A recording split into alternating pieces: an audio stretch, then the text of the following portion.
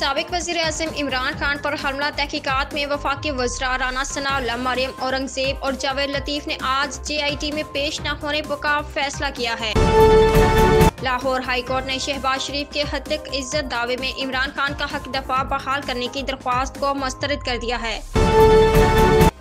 Football की दुनिया का बेताज बादशाह कौन होगा, ये फैसला कल हो जाएगा। मेगा इवेंट के फाइनल में दफाई चैंपियन फ्रांस और अर्जेंटाइन जीत की जंग लड़ेंगे। दिल्ली मोदी को गुजरात का कसाई कहने पर भारत में हिंदू इंतहा पसंद आपे से बाहर हो गए। बिलावल भुट्टो जरदारी के बयान ने हिंदू इंतहा पसंदों को आग लगा दी। साबिक वजीर दाखिला शेख रशीद का कहना है कि सदर ममलिकत की मुलाकातों से कोई नतीजा नहीं निकला। आज भी आखिरी कोशिश हो रही है जो मेरे ख्याल से नाकाम होगी।